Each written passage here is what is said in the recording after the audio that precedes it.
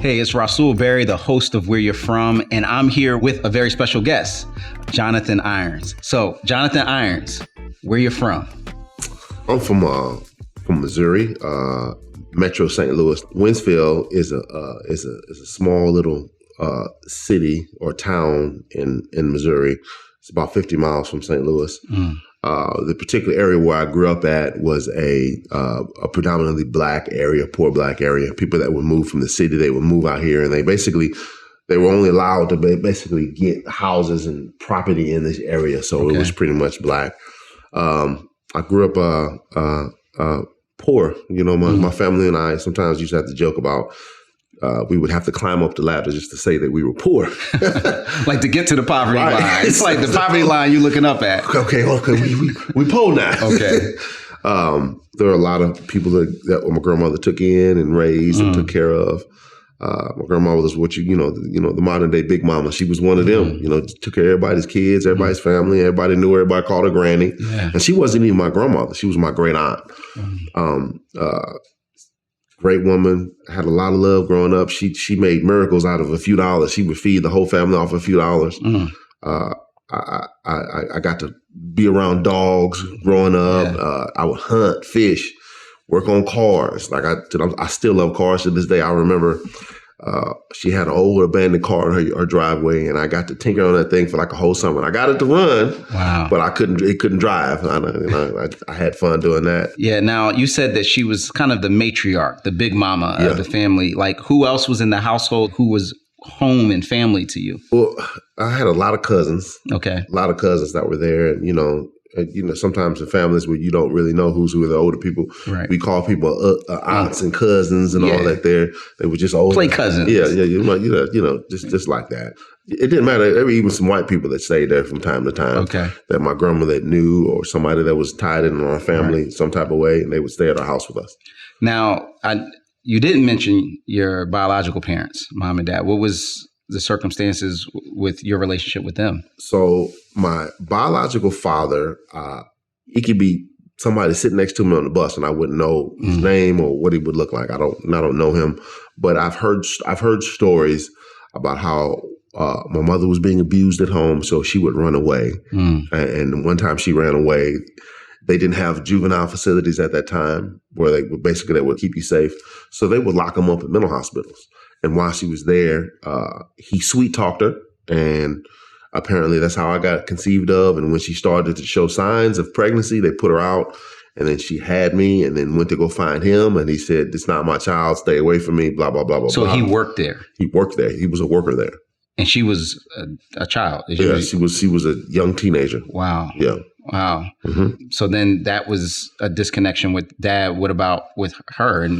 So my mom developed postpartum depression because she started to go around. She didn't have a roof over her head, and she didn't want to go home because of the abuse that was there. Wow.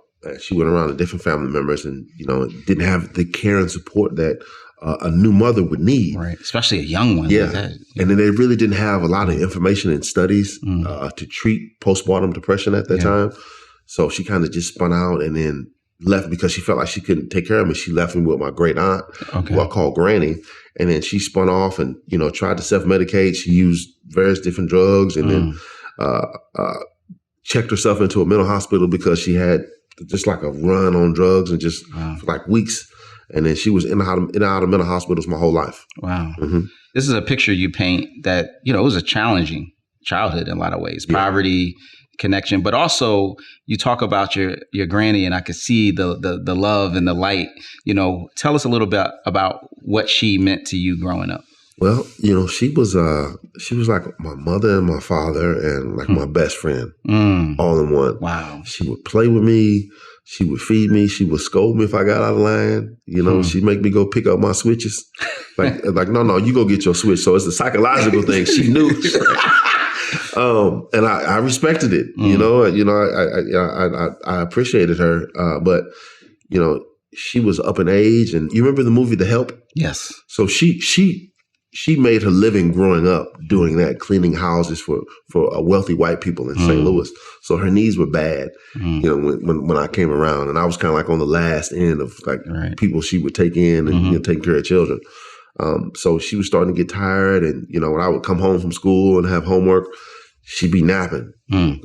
She wouldn't be able to really be involved because she was tired and pain. She really couldn't go to a lot of parent-teacher conferences because her knees were like, she didn't want to get in the car. Yeah. Like every step was achy and painful for her. Wow. So like literally when it says like the body keeps score, like her body was keeping score of all the ways that the serving and the pouring out and just to survive. Yeah. Even though she was making a way out of no way, it was still taxing. Yeah. As you grow up, certain things are kind of just normal. Like you don't think my life is that different. But then you talk about this moment where you started to realize, wait a minute, there's something different about how my life experiences are not matching my peers.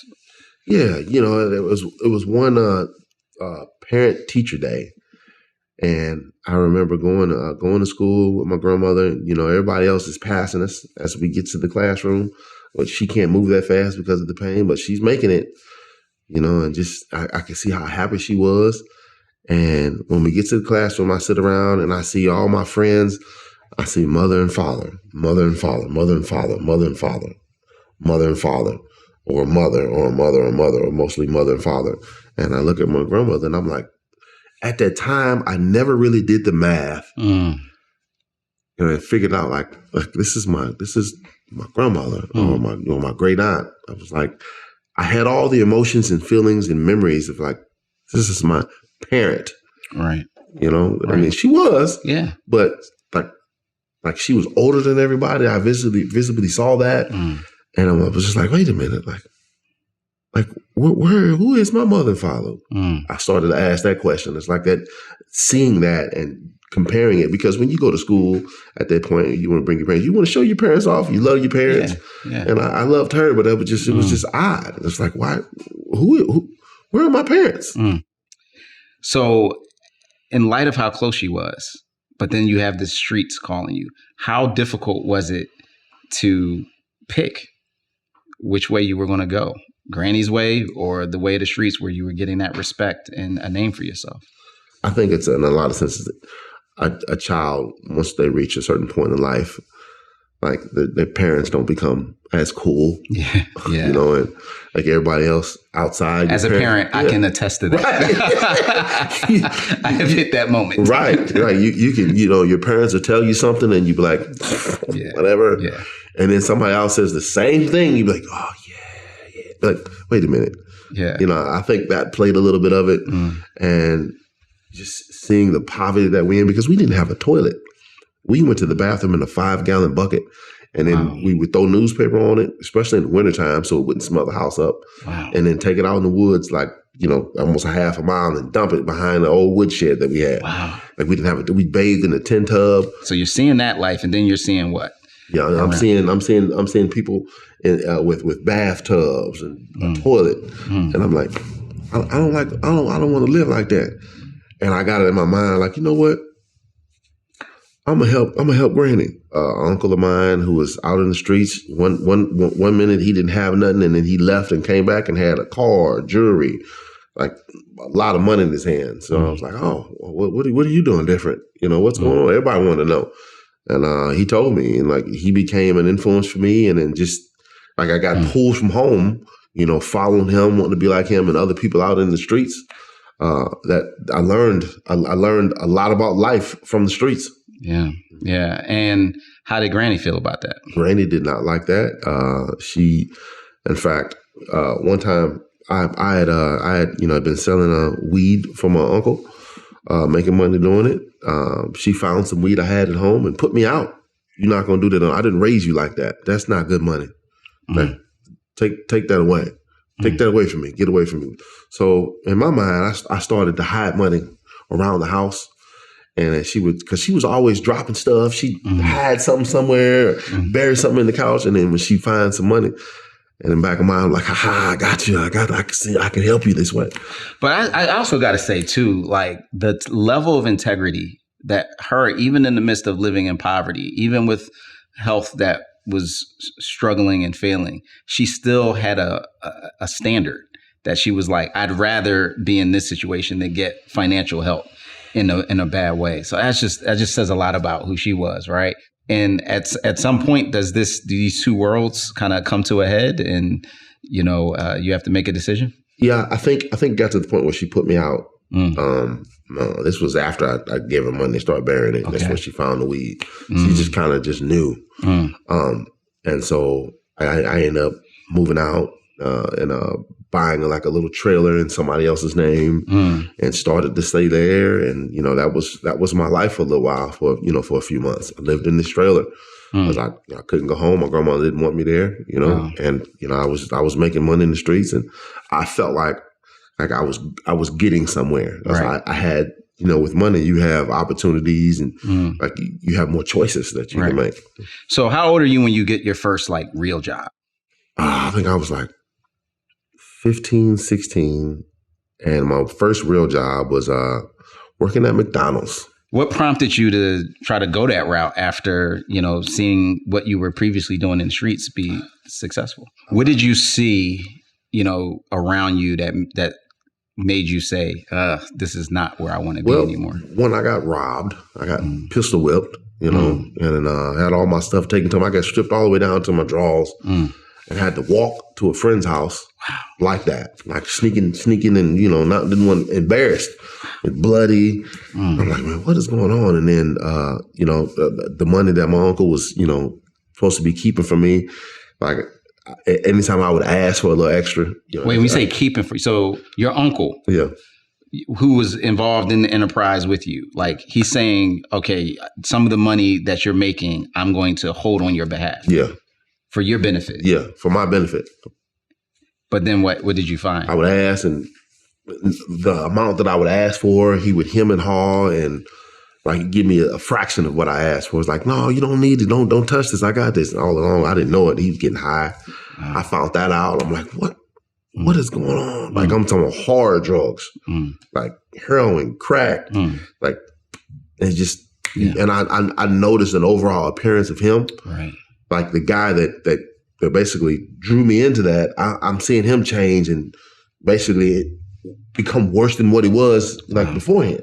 And so you're like, this is not worth it. No, and I'm seeing like you see the greed in people and just the games and all the the scams and stuff that they play. Like, this isn't it. And I like, you know what? I didn't like a police officer over my shoulder 24/7 watching me. I didn't like that feeling. It's like, this ain't it. This ain't it. I don't want this no more. Okay. So I decided to get me a McDonald's job, and like I was fast at, counting money and everything, but I couldn't get a job at the cash register. The guy that was working there, he said, no, you're going to flip burgers. So I said, all right. I started flipping burgers. Face started breaking out. I was there 2 weeks. And I remember a couple of times there was a lady at the counter, or somebody at the counter that didn't really know how to count as well, and I would spot it off like it's so and so and so and so. It's wait. You, while you're cooking food, hear what the transaction is at the counter because I wanted to be there and do the math in your head and tell her while you're cooking. Yes, I wanted to be there. It's like this. I'm better than flipping burgers. I want to be on the register. Right. I'd rather do that. I just want to say I can't do that now. I would not be. I can't do it now. I can't do it now. But back then, then I wanted. I wanted that job. I wanted to do that. Right. So you're showing ambition. You're showing skill. So how did they respond to you being able to be this math whiz and give these numbers? They must have been pretty impressed. No, they told me to shut up. They said, that's my job right there. Like you being disrespectful to the other employees. Wow. Like, you need to stay back here worrying about these. You need to worry about the burgers that you're working on right now. Make sure these are cooked right. Like, you don't focus on that right now. You're on probation. I was like, oh, okay. Because you were new. I was new. Yeah. New. Just had a few uniforms. Wow. Walked home from work every day. Yeah. Okay. So you had aspirations at this point. What would you say at that age, 14, 15? Like, if someone were to say, what did you want to be when you grew up? What you would have said? Man, I wanted to be a police officer at one point. I wanted to be a soldier. I think I wanted to be a professional athlete. Okay. I wanted to be a race car driver. Yeah. I had a lot of them. I kind of morphed through it. I think my experience with, a negative experience with law enforcement at the time steered me away from that. And tell us about that. What happened? I was coming home from work one day, and As a matter of fact, it's how I lost my job at McDonald's.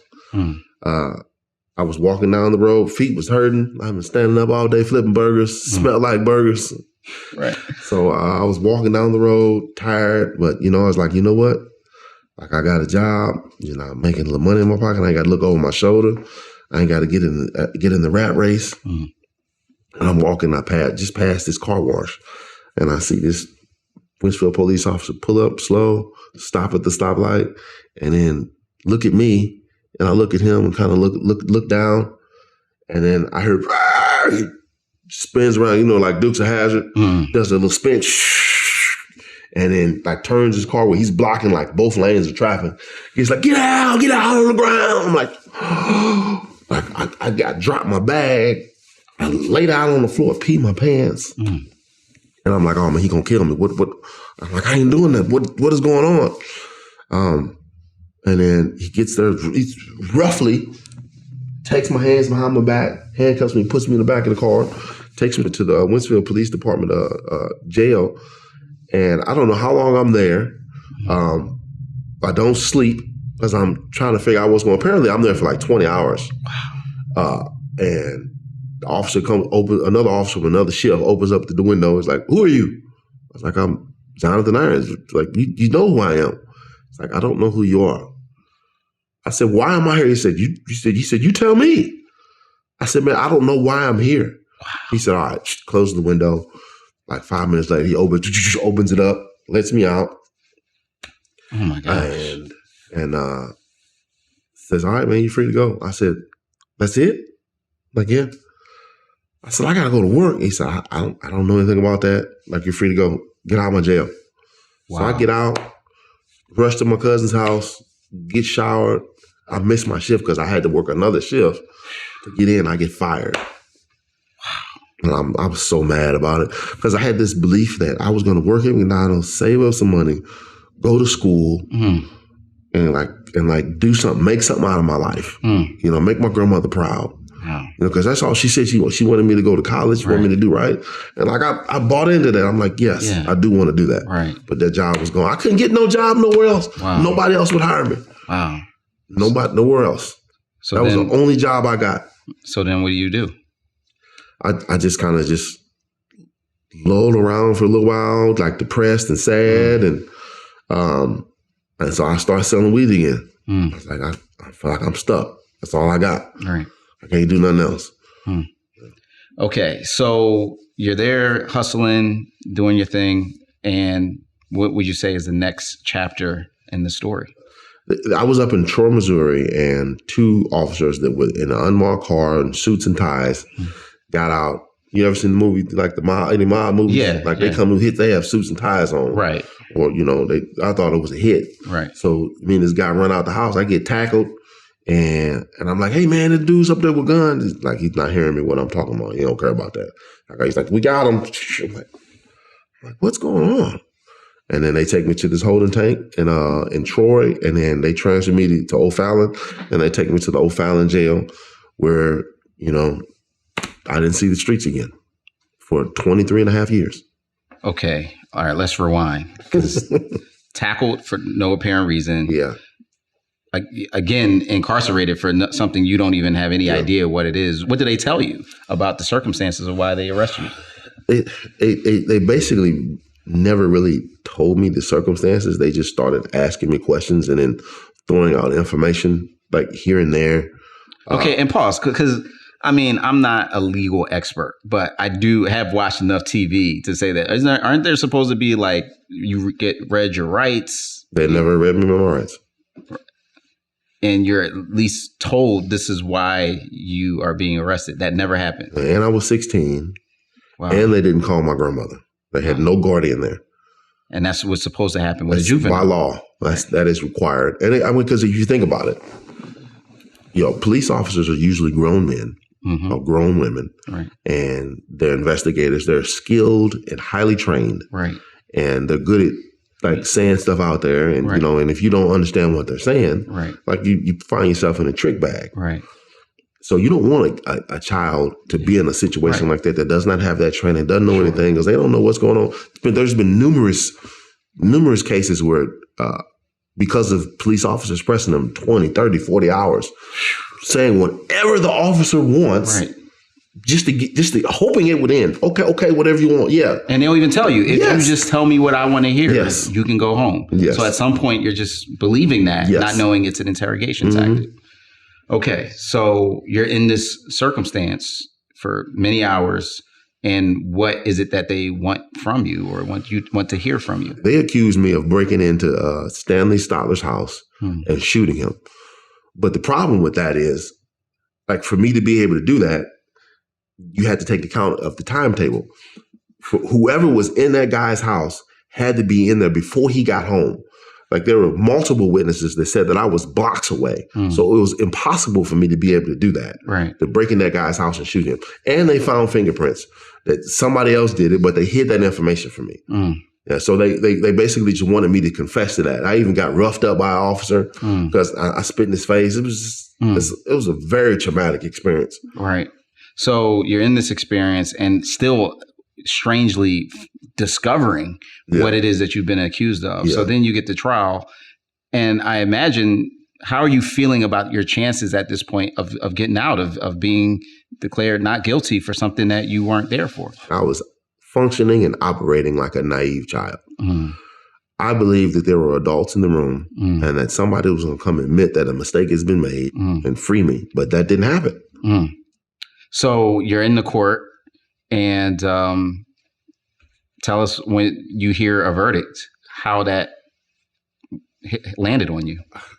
Honestly, I heard Charlie Brown language. I really didn't understand some of the language and the words that they were using until they said guilty. Count 2, guilty. Count 3, guilty. I'm like, wait, what? Did they just say guilty? Wow. Am I tripping? And my lawyer said, it's okay. It's all right. It's okay. We'll figure it out. I'm like, figure what out? Did they just find me guilty? She's like, yes. She said, calm down. Don't cause any issue. There's an officer with a gun over there. Again, he will use it. I'm like, what? Oh, I'm just all this flood of emotions and fear and like disbelief and anxiety just flooded in.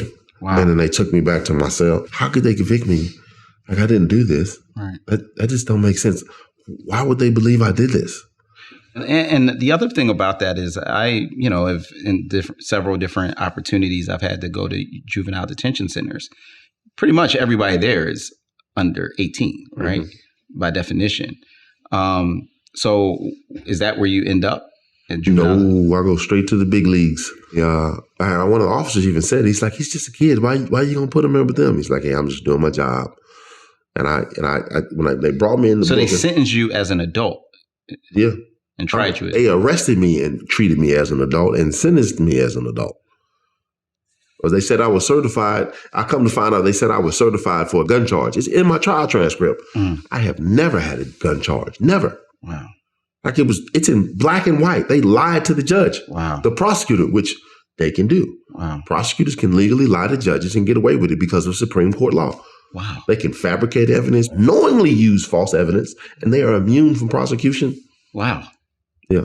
Okay. So you, like you said, go to the big league. So as a 16-year-old with no experience in this, you land in adult maximum security prison. Yeah. What do you remember? Like, I was scared to death out of my mind. I was just like, I was trembling so much, I kind of just rocked. They kind of just, try to hide that I was trembling. And I tried to control my breathing. Because I felt myself at times just getting lightheaded because of the fear. Right. And then got into holding and got on the RNO and it's called receiving an orientation. The Fulton Diagnosis Center, that's where they send all prisoners to one main prison. They diagnose them and categorize them and organize them, give them a number, and then they disperse them. So the one that I was at, like, there was a long line of just naked men. Like, everybody terrified. Some of them, they've been down that road multiple times. They cutting jokes, laughing. Like, boy, I tell you. acting fun. I'm like, what is wrong with you? Wow. But they were used to that. They were numb to it. You step up, step in this little water thing, they take a picture of you, spray you that, throw a powder on you, give you a bedroll, tell you get dressed, keep walking. Just a long line, kind of like cows to a slaughter. Wow. Just some long line of people. And like, people would look at you and you'd be like, oh, but they ain't looking at me. And you stare back and it's kind of like a little challenge, but everybody fearful. Like everybody would be looking off. Everybody's afraid. Everybody. Everybody who never experienced that is afraid. Even if they pretend to be hard, they're afraid. Like that's law. You say it felt like cattle, right? Yeah. Being led to a slaughter. And there's this sense of dehumanization that it sounds like what you described. In Love and Justice, you also talk about this sign that you see, welcome to Missouri prison. Oh, MSP, Missouri State Prison. Leave all your hopes and dreams behind. Leave all your hopes and dreams behind. Yes. That's what it actually says on the sign. It did. Leave all your hopes and dreams behind. Unbelievable. I saw that. It's like, sometimes you know how when you're driving down the road and you see a sign that makes you feel good? Right. Like I saw that and just I felt like my soul dropped out the bottom of me. Right. And then my first night sleeping in this prison, I hear somebody getting raped. And it looked like the prison looked like, Castle Grayskull. Mm-hmm. Looked like that. So that sounds terrifying, especially at 16. Yeah. So how do you figure out how to survive in this environment? Well, I had a praying grandmother, and I know she prayed for my safety, and that I would have the strength to make it. And there were a couple old heads that took a liking to me because they saw how I moved and how I carried myself. And, they would come up to me and talk to me and give me like little insights and little information and little guidance. What was it that they saw, like, specifically in terms of what it mean for how you carried yourself? They said I was respectful. I wasn't, trying to take nothing from people. Kind of stayed to myself. I wasn't doing the following thing. Everywhere I turned, I saw something crazy. I said, man, I got to go home. And I sat there on that tree just thinking. And then I would make a habit of sitting on there, but I would go get books and I would read. I would position myself so I could see everything that was going on. I'd be out there reading. And they saw me, pursuing knowledge and, saw me pursuing exercise. And then I also saw I wasn't going to take abuse. Like I would fight. I remember my first fight when I got to MSP. There was Missouri State Prison. Yeah, the Missouri State Prison. The chow hall line was a long path, and then down some steps, and into a kitchen to another long line. And like I waited in line, got in line, and the line ended up getting to where I was right in front of the doors going into the cafeteria. And man, these guys were just jumping line. And I remember an old head told me to come to jail. He said, man, if one person takes something from you or disrespects you and other people see it, everybody else is going to think they can do it too. And it's going to get worse until you ain't going to have nothing, even your manhood. They'll take that from you. And that stuck with me.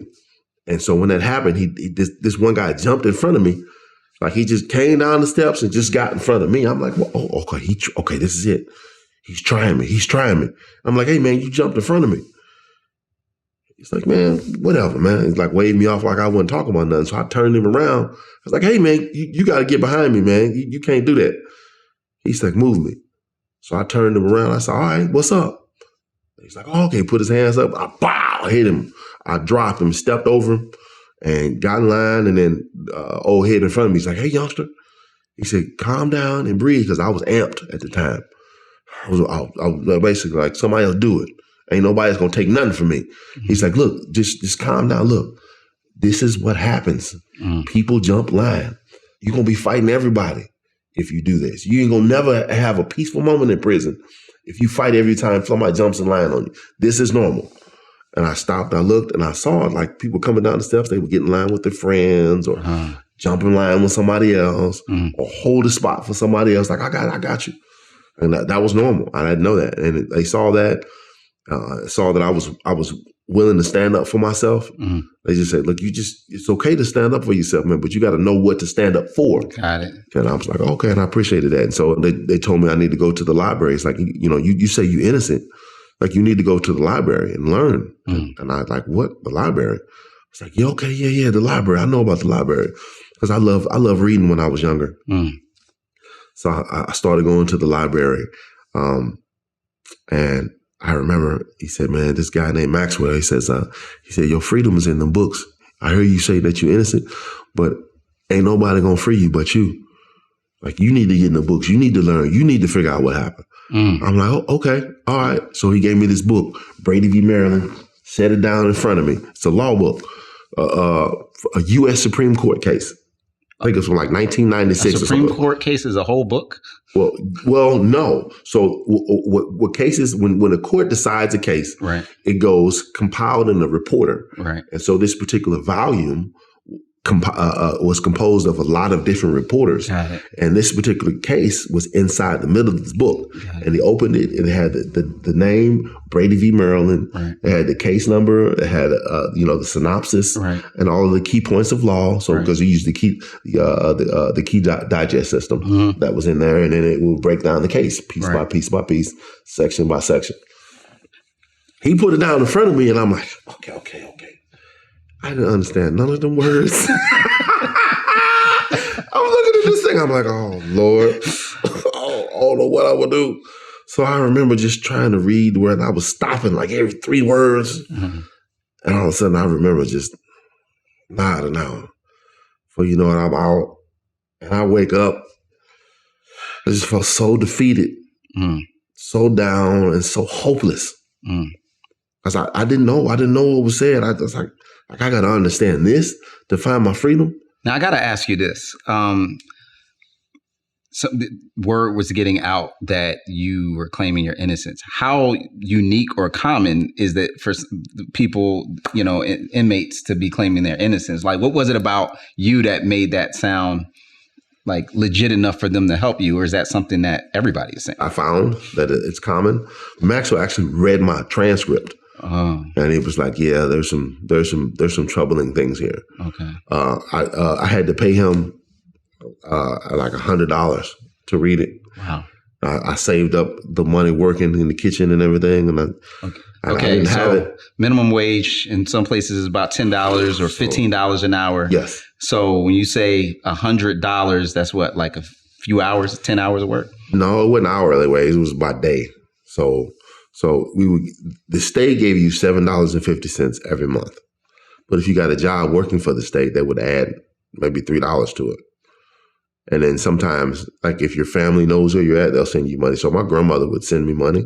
Right. And I saved up some of the money I got from working in the kitchen or working on the. And what would be the rate for working in the kitchen, for example? At most $15 a month.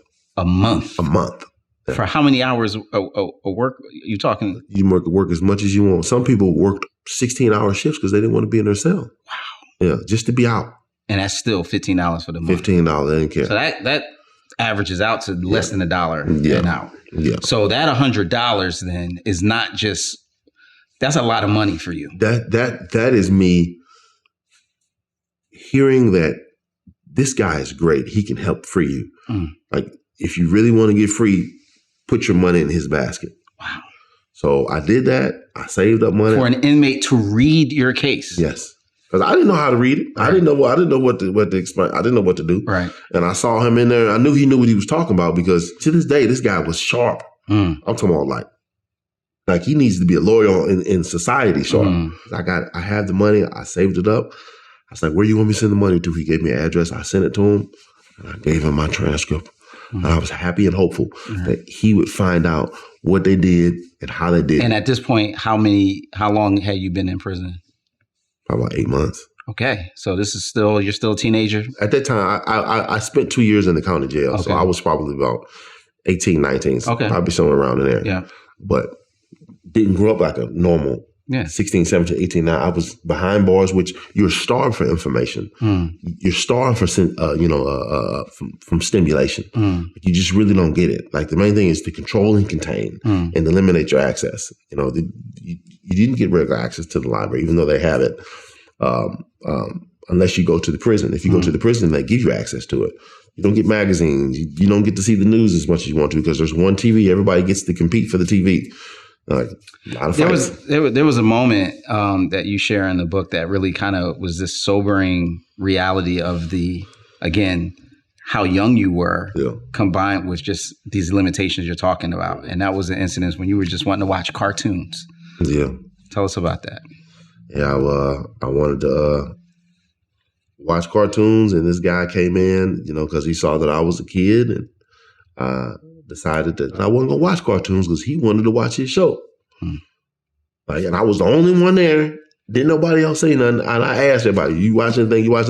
So I was happy. I finally got to watch cartoons because everybody else was playing cards, reading over here or walking or exercising. And he came in and, one thing led to another. We ended up fighting about that TV. So nobody got to watch TV at that time. Because what happened with the fight? We got into a fight. And so after the fight, what happened? We got locked down for 72 hours. And we say locked down. Locked down in our cells. We couldn't watch TV. We couldn't come out of our cells. We were locked down. Basically had to lay down on the bunk or walk in a space the size of a bathroom. And there's just something about that, like a teenager watching cartoons fighting a grown man that just kind of in prison and then being punished by being on lockdown. That just kind of showed the wildness of the injustice of this situation. It was very heavy. There are parts that I still, even after being out of prison for over 3 years, that I still grapple with, and like sometimes I have to feel like I have to prove that I am worthy or ask permission when I shouldn't have to ask permission. And I just naturally just doubt that people will, trust me or believe me, what I'm saying. They teach the officers that inmates are bad in every sense of the word, and you shouldn't trust them. They hold up a picture of a snake. It's like, here's a picture of a snake. These are inmates. Don't trust them. What does a snake do? It bites you. Year after year, they do that. And then they hold up a picture of a flower or something beautiful. Okay, these are your staff members, and this is society. You are protecting your staff members and society from this snake. All of these offenders are snakes. So you're feeling this sense of being treated like a snake, of, just your humanity being challenged. Yeah. And then the part so where does your faith come into this, like come into picture or come into view? Did that happen before or did that take hold while you were inside? So my grandmother planted seeds of faith. Like when I was young, train up a child when they're young, when they're old, they won't abandon it. Yeah. Like she would read the Bible. We would read it like every day, every evening. Like she would set aside time to make me come in and read, and we'd read from the Action Bible. Like I just love seeing like Noah and Samson, Samson do all that cool stuff in there. Just the pictures is like a comic book. But then I got older and really didn't want to, I wanted to go outside and do stuff. But faith has to become your own. Like you have to have your own personal relationship with God. Yeah. And I think I had numerous encounters with him. I would feel his presence, and just things would line up in a way where I'm like, that can't be nothing but God talking to me and looking out for me. Like I saved from different things. I remember my first encounter with the Christian community in church, in prison. I was when I first got there. Like I had my pants sagging, had a red rag out of my back pocket, and I was strutting across the yard like I was hard. I was scared to death, I promise you. I was so scared that I didn't want to let nobody know it. And then this guy named Chaplain Tolliver grabbed me to the side and then grabbed my arm up and had me all like this. Like, come here. I'm like, what's up? He said, why you out here walking around like trash? I see something in you. Got this red rag out your pocket. Take that out. Pull your pants up. I took the rag out, pulled my pants up. He said, come to the chapel. I was like, where's the chapel? He says, it's over there. I'm like, okay. So next day I come out, go to the chapel. You know, I go over there and see him. And Debo evangelism. Man, this was a fiery chapter. Wow. He had this thing where, so he was an ex-drug addict, but he had recovered. He'd been to prison. He's from up New York somewhere. Yeah. And so he had the New York fire, you know, and I remember, you know, when he would hit a point home in his sermons, he would bang the lectern. Boom, boom, that's right. Well, swing that on. He got me in there. He talked to me, you know, started to ask me questions about who I was. Let me call my grandmother. He called my grandmother for me. Wow. I was like, okay, like you actually care. You see me as a person. And I just felt so much peace in there. I remember I went to the first service and I heard the choir singing. It was such a beautiful sound. And just outside, you heard various different rap songs playing because everybody got these Panasonic boombox radios and they just trying to bang their music out to drown out everything. But as soon as you go inside, it shuts. And I'm hearing this peaceful Christian music in the background, playing, people singing, practicing and everything. It smells good. It's quiet. It's like it was like the most peaceful place I had ever been in, like especially in prison. And I was like, I need to come back here more. So I ended up joining the choir. I ended up my faith became my own, and just experiences, you know, and that's where I found peace at. And my friends were there. You know, I had developed friendship with people. Yeah. Okay, so you got peace, you got faith, you got Maxwell working on your case, all right? Yeah. 2 years in. So what happens with the work that he's doing, and does he help you get out immediately after that? Well, he would not work unless he was paid. Okay. That was his hustle. Yeah. That was his way of surviving. Right. And also, apparently, he had a son or something that he would send money to and, you know, trying to help take care of him, try to be the best dad he could. After he read my transcript, he told me I needed to pay more money. And I said, I don't have any more money. That's all I got. He said, well, here's the thing. Your freedom was in these books. And that's when he put the book down in front of me and had me start reading. It's like, just like I did. It's like, you need to start reading these books. So I got nodded out, drew it all over the book, you know, and I was just sitting there feeling all defeated. I just said, man, Lord, I don't know what to do. Like I'm lost here. I just felt so defeated. And I sat there for a minute and I just felt this breath of energy and inspiration. And it's like, oh, you do know what to do. Go get the dictionaries. So I got up, went to the counter, waited in line. Everybody talks real quiet in the library. Like nobody really talks loud because that's the people are studying and paying attention. And I said, I need the dictionary. I need the thesaurus. And then I saw this book. It said Black's Law Dictionary. I'm like, hey man, they got a dictionary for black people? He says, no. That's not what that is. It's called a Black's Law Dictionary. So it's just a dictionary about legal terms. I'm like, well, yeah, let me get that one too. So I got them, sat down at my desk, and was just, every time I saw a word that I didn't understand, I went to the dictionary and I read it. And I understood it. I broke it down, or I go to the thesaurus. If I didn't, I needed the better way to understand it. Or if it was a term that wasn't in the dictionary, I go to the Black Law Dictionary. And if there was a word in the Black Law Dictionary that I didn't understand, then I would go to the regular dictionary. And I just basically used those. I did that 6 months to a year, and even still afterwards, but I just had a better understanding of it. I looked up and I started to understand the conversations of what they were talking about. I understood what Maxwell was talking about. Gotcha. And I understood how to do research and how to use the Key Digest system. Yeah. And it just happened. When did you realize this is going to take a while? This is going to take longer than 6 months. This is going to take longer than a year. I knew when I sat down, they put that book in front of me. Okay. I knew because I didn't understand none of those words in there. Right. None of them. So at some point, you know, you're doing this all by yourself, right? And it's overwhelming. You're 18 years old, 19 years old, trying to study law to figure out why you're in a place that you don't belong. That feels daunting just to hear. What gave you hope, and when did you start getting any help from somebody that wasn't charging you per hour? What gave me hope initially was when I realized that I understood what the books were saying, or that if I didn't understand it, I knew how to go about and understand. I gained confidence how to go about understanding it and researching. Right. I started to have conversations with my lawyers, and they would say something. I'm like, I don't think that doesn't sound right, because this case says otherwise. And I'm like, how do you know that? I said, because I've been reading in the library.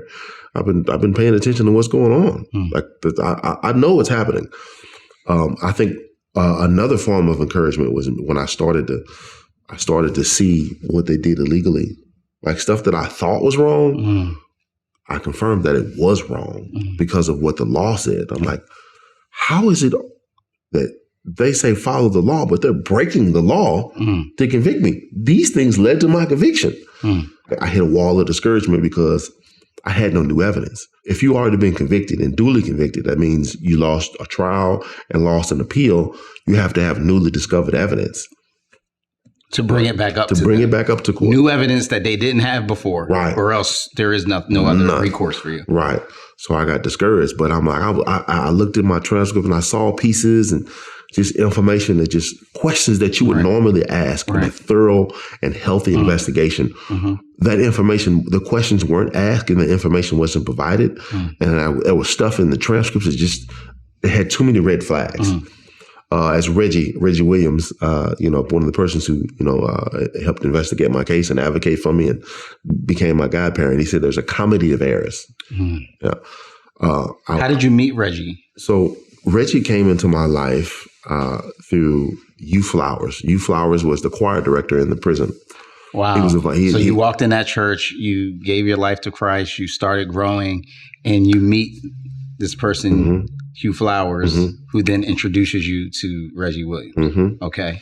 Yeah, so Hugh Flowers, he was the first male role model in my life that believed in me for the right reasons. And he inspired me to really dig into those books and learn. Wow. He said, you go into the books and learn everything that you can. He said, if you want to hide the truth from somebody, you hide it in a book, because a lazy person won't go read. Wow. I'm like, oh, like, so this is a good thing. And so I got to the point where I was spending 8, 10, 12 hours a day in the library. I would skip rec, or instead of going to rec, I would, or stay in my unit, I would ask to see, hey man, I want to go to the library. I'm not trying to escape the rec. Let me go to the library. Let me go. So all the time. So much so the librarian was like, man, why you stay up in this library? You want a job? I ended up getting a job in the library. Wow. And that's when I really took off, because I was up there all day. My mind was just exploding with information, and I understood it and I loved it. Like, and I understood I learned so much stuff about life and politics and just the natures of people. So Reggie Williams takes an interest in your case, looks at it and says there's a comedy of errors, but there's still the problem of new evidence. Right. So I got to a point where I was like, man, Reggie, I guarantee you, because he was starting going around and talking to different witnesses and people tied to my case, and just I signed a power of attorney. I drafted it myself and gave it to him after I notarized it. Like, hey, this is for me. Go get my file from the archive or from the public defender's office. And he got it. He got the whole file. And I said, don't send it to me. You keep it out there, because if it's in here, they can come in my cell and destroy it or lose it, and I can lose things. Or it can be damaged. I want you to have it. So he did. As he was going through stuff and he was coming up and telling me different things that he learned and stuff like that, I was like, I bet you there's information in the O'Fallon Police Department, because that's who basically who charged me and was responsible for convicting me, wrongfully convicted me. I said, they had evidence. And I guarantee it, Reggie. They got it. We need the policy, because if they didn't follow policy, that's wrong. That's new. That's potentially new evidence. We need to see if we can get a witness to come forward and tell the truth. And we found some witnesses that came forward and told the truth, but it wasn't like the type of evidence that you would need. I said, they're holding some evidence. I know they are. He says, all right. So at that time, we had a lawyer and a law student. I wrote it up, gave it to the lawyer. He got it notarized and then served it on O'Fallon. And then I'll never forget this day. They rode down it with our investigator and this law student and bust up in there. Like, hey, what's up? And I said, bust. I mean, they walked up in there like all bold.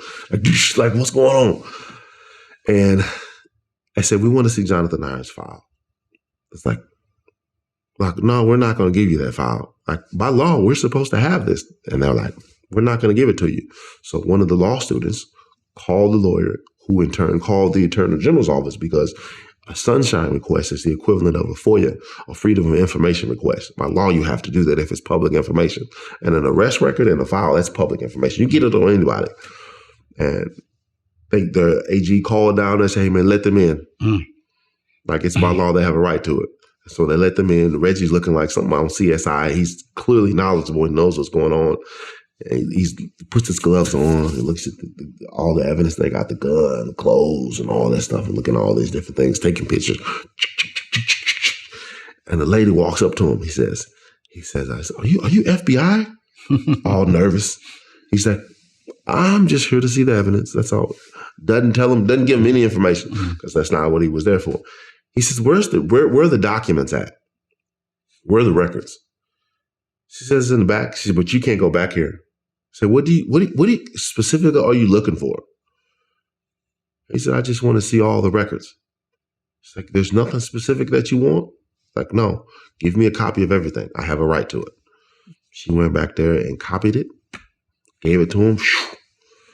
And then as he was combing through stuff, he wisely saw a document, actually multiple documents, but one in specific, saw it, looked at it, and just, like, we'll take these. And in that file was a forensic report that they didn't give us at trial, which proved that the police officer at trial lied on the stand about fingerprints. He said that the only fingerprints found at the crime scene belonged to the victim. But this report said that there was one that belonged to the victim, and there was two that was unidentified. Wow.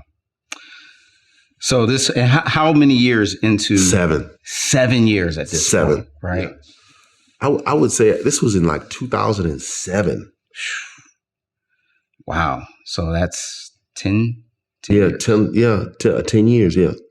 What would you say was like your darkest times in there? Because that's a decade over that. You know, like, when was there ever a moment where you almost let go of the rope? I had so many.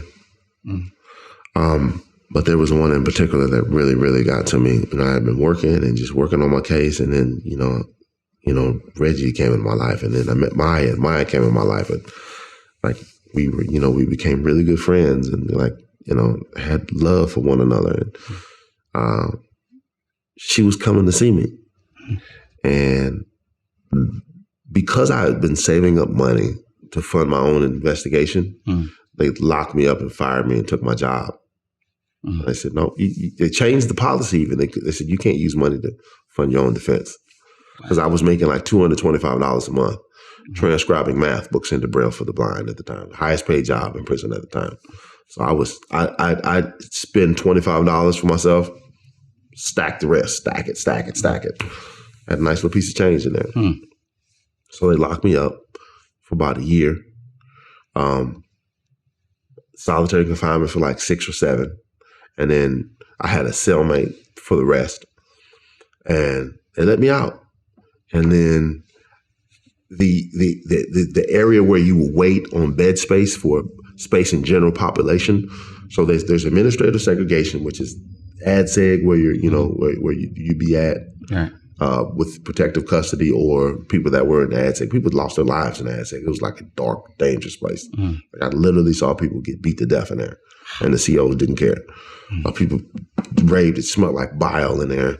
They only cleaned it when health inspectors was coming in.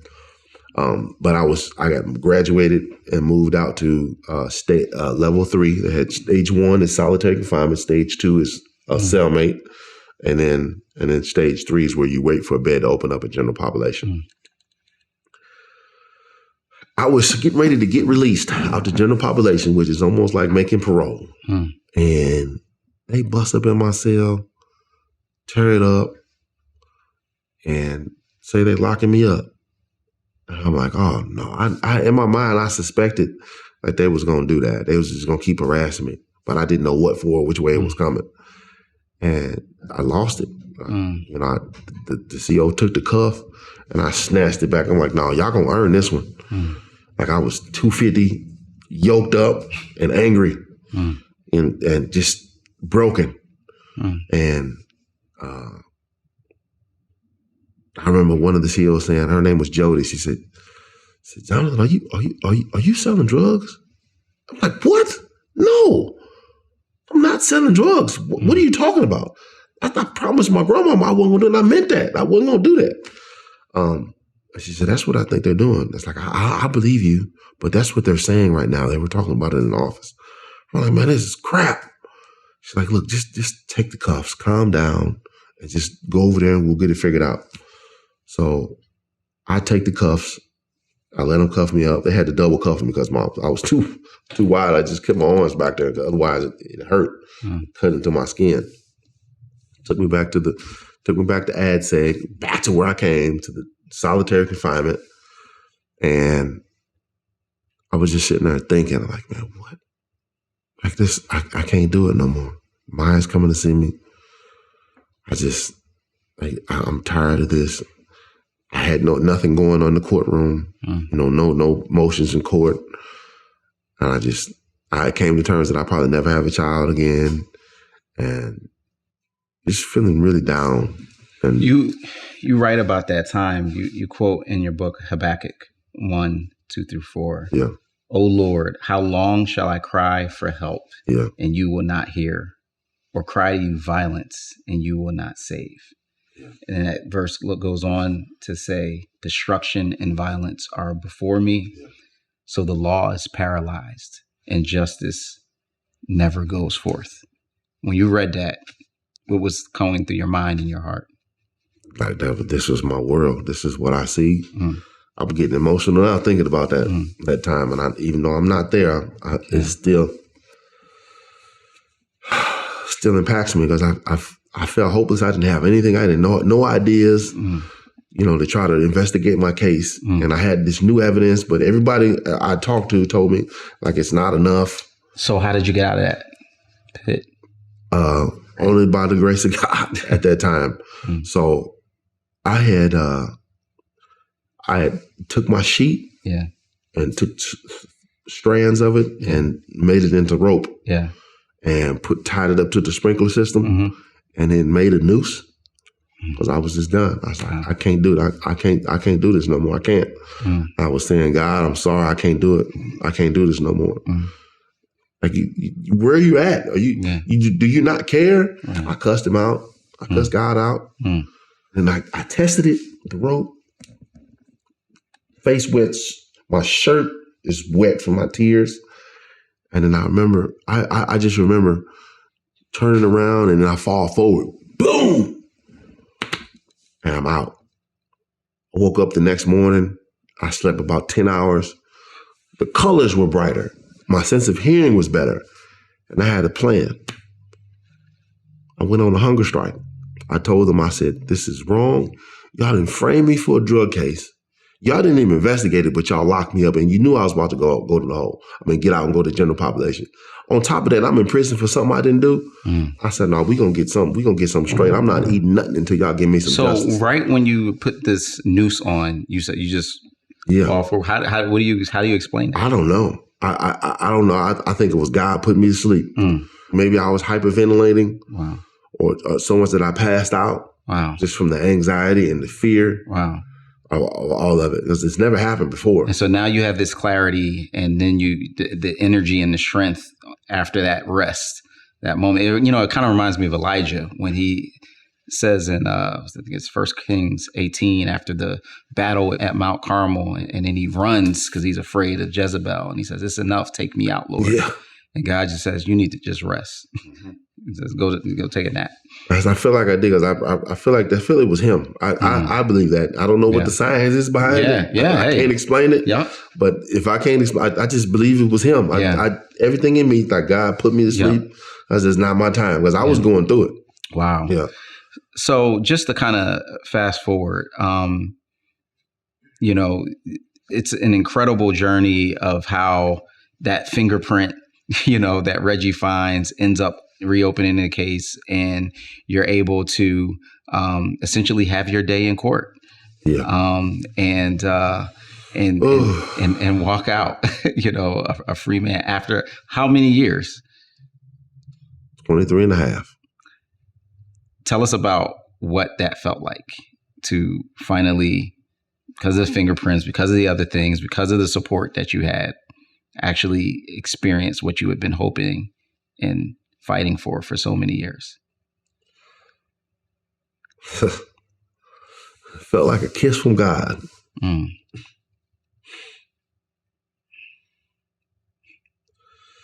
To just finally be free from all that, and the truth to be out there, and to begin my life. Like, and I rolled off that parking lot, man. I felt like the weight of the world got lifted off my shoulders. I just wanted to get away from there. And I just looked around, everybody who was behind me all those years in that parking lot, cheering and singing and praising God. Sherry hugged me so hard about broke my neck, and she's rocking back and forth. I'm like, Sherry, hold on. You know, they know. They knew the struggle. Like, they were there, you know?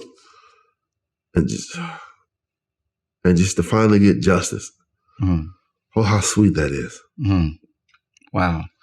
And in the midst of that, you talk about wanting to not just enjoy and experience that freedom for yourself, but to also pay it forward and help other people. Yeah.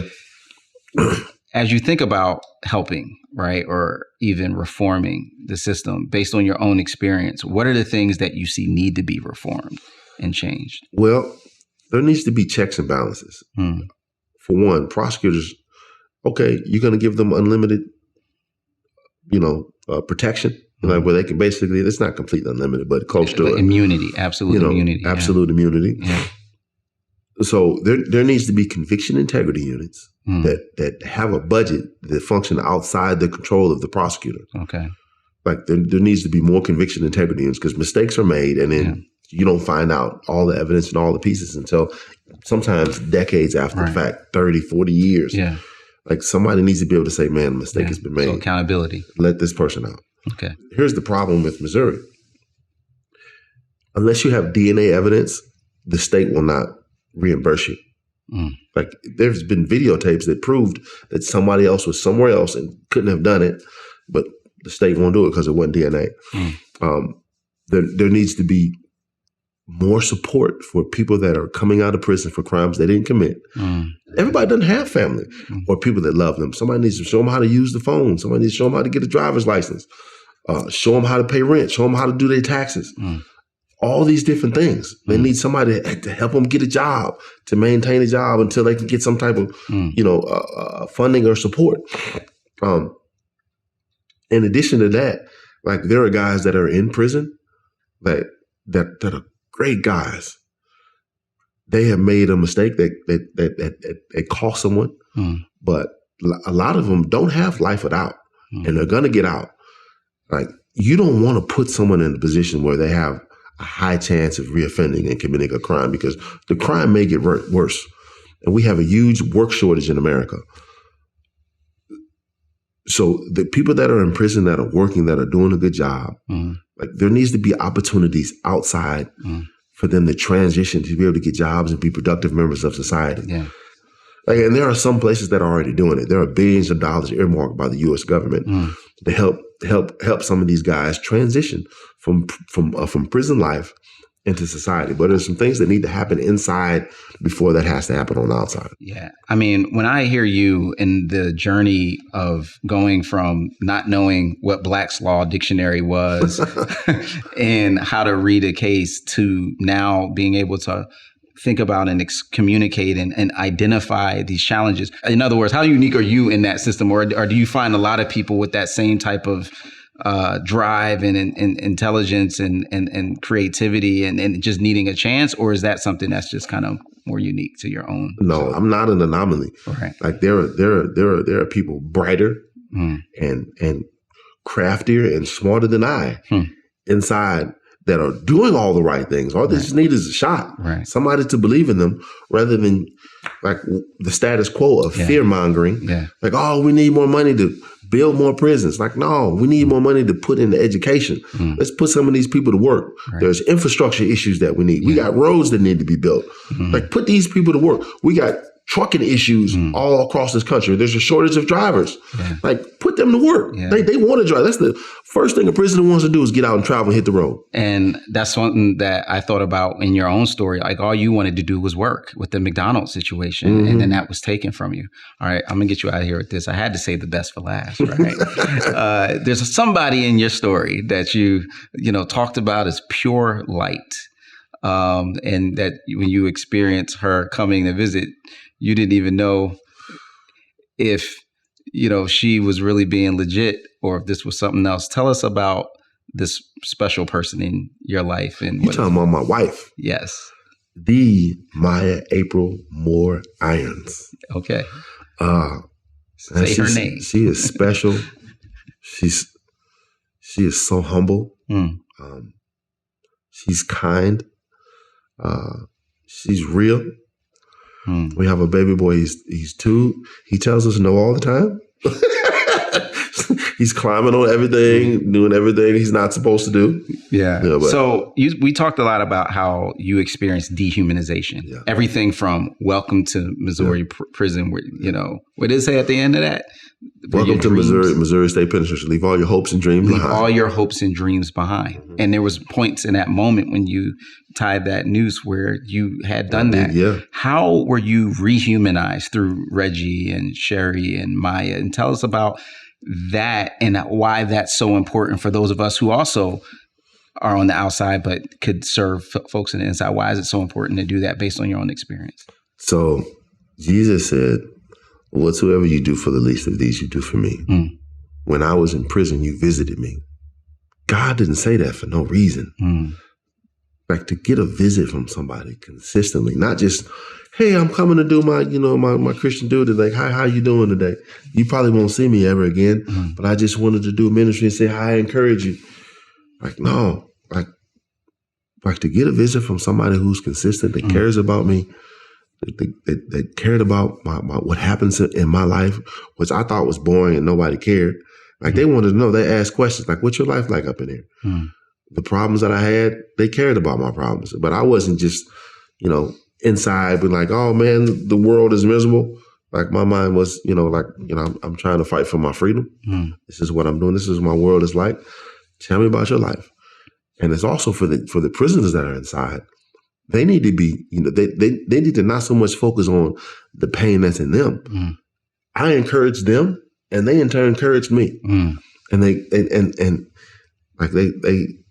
Reggie Williams put me through college. Like, I got a paralegal degree because of him. Wow. Like, they brought their kids to see me. And I was, some of my, a couple of them, a couple of kids they brought to me. Like, I helped them avoid some horrible things in life, just explaining to them my life and my experiences. Wow. And like, it was just, like, they became family to me. Yeah. And like, when you're inside and when you have someone that is outside, that cares about you, that sends you birthday cards.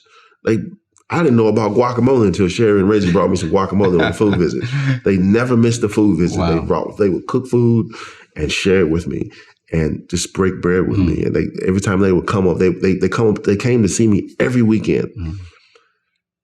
When you take time out your life to go see someone that is less fortunate than you, like, you never know how much that impacts their life and makes them feel human and cared about. Because when you're in a situation where you feel dehumanized, the only way that you can feel human is people treat you like you're a human being.